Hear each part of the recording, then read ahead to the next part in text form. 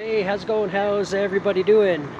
It's Monday afternoon. It's actually my birthday, so if you guys want to give me a really good present and hit that subscribe button, that would be freaking outstanding. Anyway, continuing with the theme I was doing of funny or effed up things about my life. This is one time. It's going to start off not so much funny, but it's going to end up with some irony that will make it a little bit humorous at the end. But anyway, it's about a time, one of the times, well, I guess the only time I was ever actually assaulted by the police. Now, first thing I want to say, I'm not anti-police. I don't hate the cops. I like Kensington Market, never a dull moment. Anyway, yeah, so I'm not anti-police. I support good cops. I just don't like cops that abuse their power and that are bullies. I just want to get that out of the way because the two officers involved in this story were not good. They were definitely abusing their power. But so anyway, the story starts here. This place didn't exist then. It's called Gallery 78 Arts, etc., etc. There was actually another bar years and years ago called the Greeks, and it was a big punk hangout, and bands played there. It smelled like urine, but it was run by a guy named Johnny the Greek, I guess you can call him. But we all hung out there, super cheap beers. Now, this is before modern times where you can go to a restaurant and get beers to go or drinks to go, which happened because of COVID. You couldn't do that back then, obviously. But anyway, Johnny didn't give a fuck, and he would give us takeout beers. He would just open them and put them in a bag. He would actually open them for some reason. We're already not actually. You know what? No, he did. Yeah, they were open. But anyway, so we're gonna do a little walk to where the story ended up. So anyway, it was there. That's place there, and I'll take on a little journey through the market, really quick, and to where the shit happened, and then I'll tell you the ironic part afterwards. All right, so I'm just gonna walk through and show you the market as I walk by. That used to be a really famous army surplus store, but it's long gone now. And I would get on my bike and ride one-handed. I don't have a problem with that, but I don't want to get hit.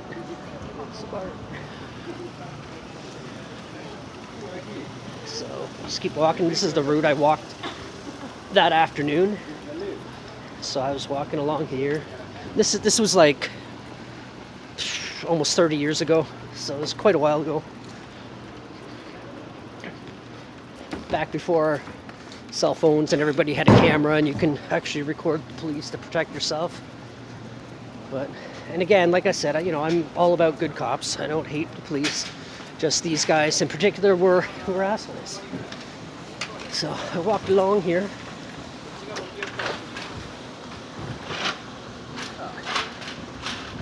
Some shots of Kensington Market.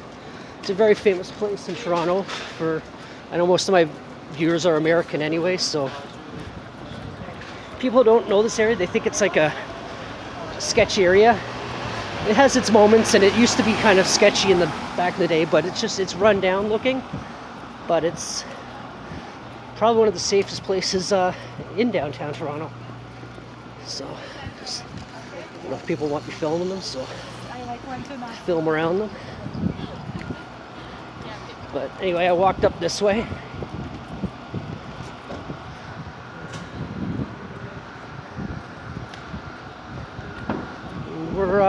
We're almost to the spot. So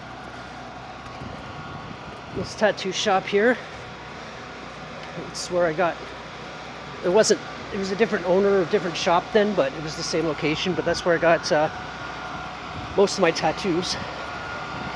So anyway, I went down this way.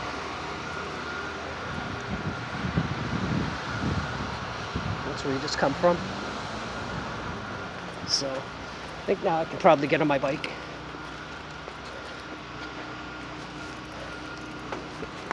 Okay. Watch out for the glass. So yeah, I walked down here.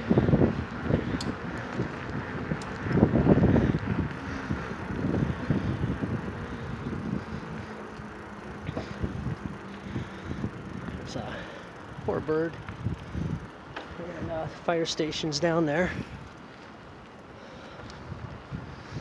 So anyway, as I walked along here, now keep in mind that at that time, well, actually I'll get to what I was wearing in a minute once I stop. I'm still recording, okay. So anyway, this was a common path we would walk back in those days from the Greeks, and then we'd usually head over to the Bistro 422, which is still existing, and I still go there regularly, or try to anyway.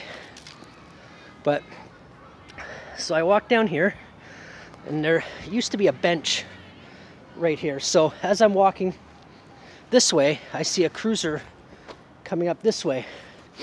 Now bear in mind, this is a one-way street, I think, going that way, but maybe it wasn't back then. I can't remember, it was a long time ago. But anyway, the cruiser was coming this way, and it might have been a one-way street because they were actually looking for someone. So I'm coming this way, cruiser's coming the other way. I got 2 open beers on me, and there's a bench here. Now the cruiser's still a little bit further up. The police cruiser, that is. I don't know. Just make sure you know what I'm talking about, which I assumed you would.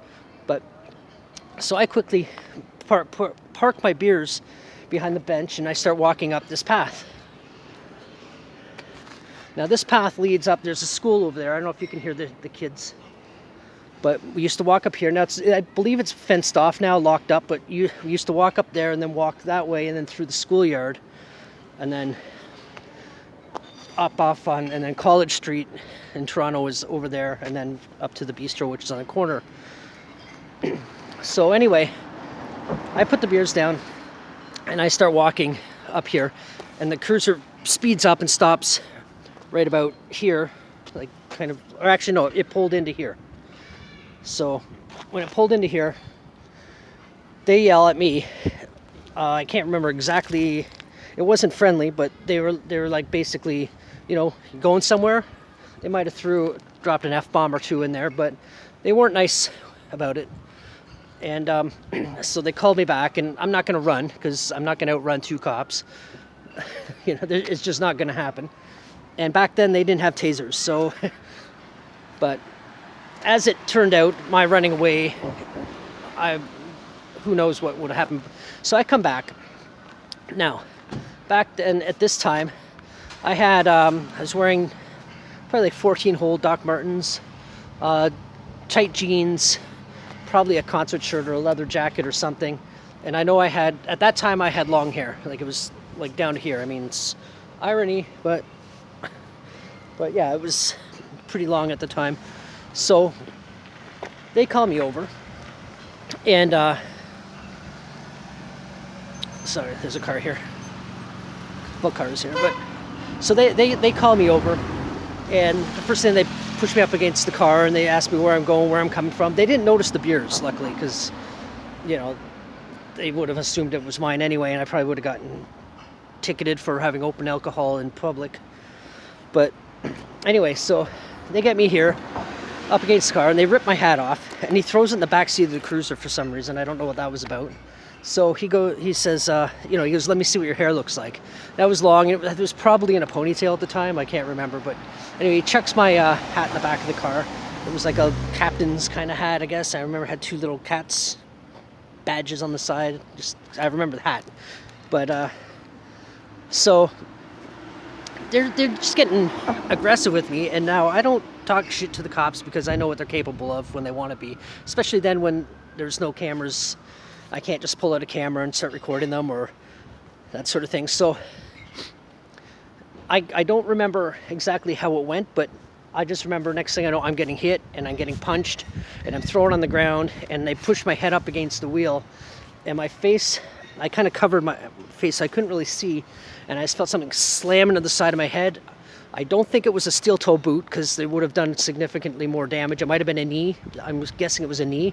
I thought it felt like you put something there, so I called it the phone book treatment, where supposedly cops would stick a phone book between you and them so it doesn't leave any marks, but you still get the impact. I've never physically seen that happen, but I'm not saying it doesn't happen. But it felt like they put something there, but I think it might have just been his knee to my head. And couple more punches, and then